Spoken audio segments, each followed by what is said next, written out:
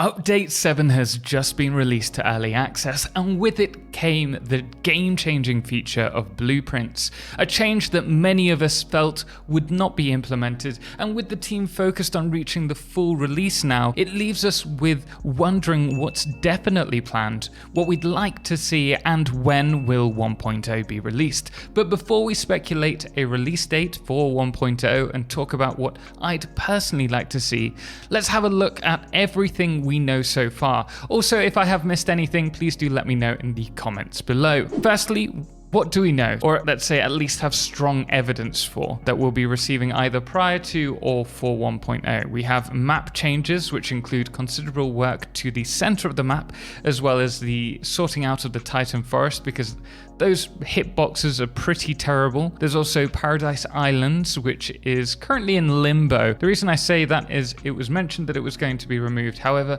with a lot of the community unhappy about that change, they decided on not investing resources for the time being in developing this. So who knows, it may stay, it may go. There's also going to be new game modes. We've already received the passive mode in update 7, but they've also mentioned that we'll be receiving a creative mode. Who knows what else? I mean, randomized ore nodes would be pretty cool, but I know that's probably a bad idea. There's also new creatures, notably they're working on the crab boss, as well as another one which we were supposedly going to get for update 6, but they weren't able to finish and they haven't done for update 7 as well. So potentially 2 new ones. They've also said back in update 4 that they'd be adding new gases to the game. However, it's been pretty quiet on that front ever since then.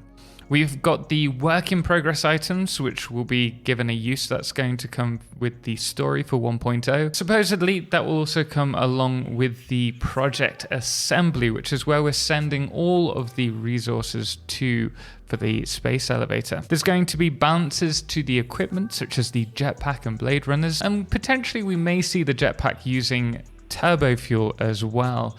We also have quantum computers confirmed and superposition oscillators. These are all in the game. You will have seen them in the Fixmas event. We can suspect that they will both have their own research trees in the hub, or milestones in the hub. Though isn't confirmed, will most likely be brought in to new tiers. So expect tier 9, possibly a tier 10 also. There's the programmable splitters, which a lot of people have mentioned are pretty meh, you know.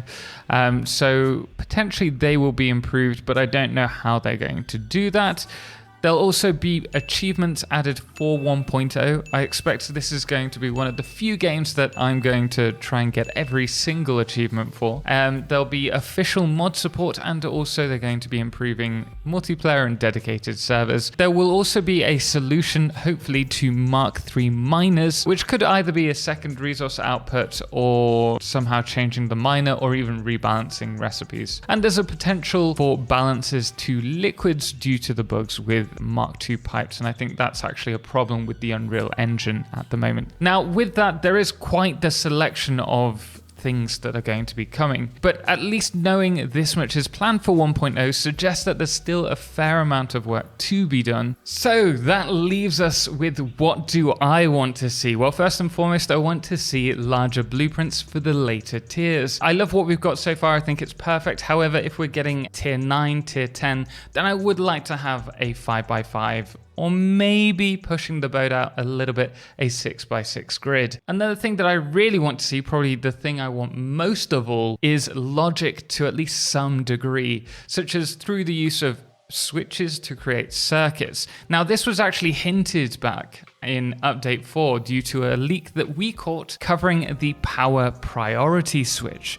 Although it's important to note that they have mentioned that any logic that they will add won't be complex if they add it. So I expect it'll be something like a switch system, like I mentioned, using power cables to create a circuit, and then different types of switches with associated logic gates, such as a AND or NOT gates, in order for us to implement them into our factory. Another thing that I would like to see is some changes to trains. I would love them to act smarter so that they take either faster routes when it's applicable, or even to use a faster train line, having like a Mark II train line, or faster trains in order for us to improve the reliability of trains. And one thing that I think is an absolute must is a power pole conversion or adapter for the train line, so that we can take power from railways without the need for a train station to be placed. We just attach the power pole to a section of track. Another thing, though it's been hinted at with superposition oscillators, I would absolutely love to see some kind of teleportation, but I would want it to be limited in some form of way. So either it's only able to teleport players, or it would only be able to teleport, say, non-biological items such as resources. With all of that in mind, personally, I had hoped that 1.0 would be released on its 4th birthday from early access, which is the 19th of March 2023. However, with the amount of things planned, we're probably looking at a release date in the 4th quarter of 2023 at the earliest, if not March 2024. And this could even be later based on the possibility of the team changing the game from Unreal Engine 4 to Unreal Engine 5. Now, doing so could set the team back quite a lot of time due to the new physics system, from my understanding,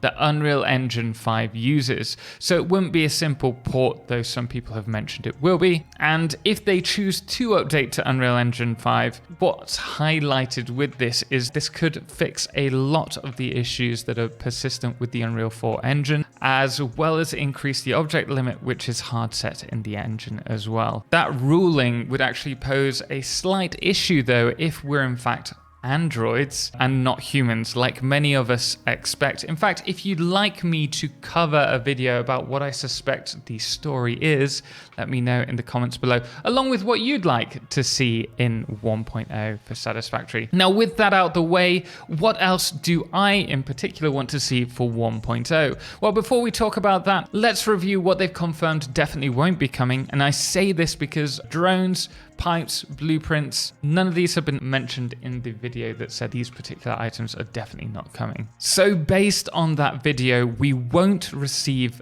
base defense, we won't receive factory maintenance, or any deeper survival elements. There won't be any green energy, with the exception, we could argue, of thermal generators, or the other thing that we won't receive is terraforming and golf. If I win, we add golf to the game. But we can always live in hope, as I know a lot of you want that. Speaking of hope, if you are enjoying this video, I hope that you will hit the thumbs up and subscribe. Failing that, I'd love you to check out the lo-fi music I've helped produce, which is perfect to listen to when playing games or at work. And if you're a content creator, you can use the music copyright free.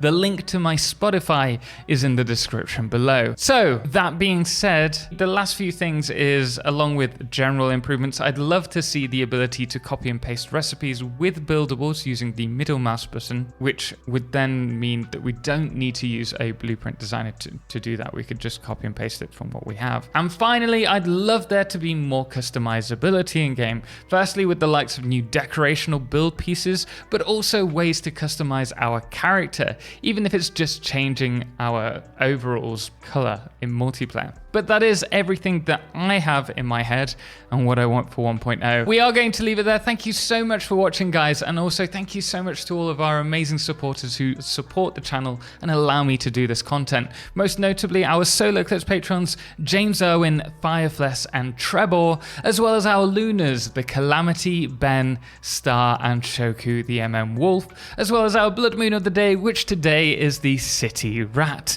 Until next time, guys, as always, ciao for now.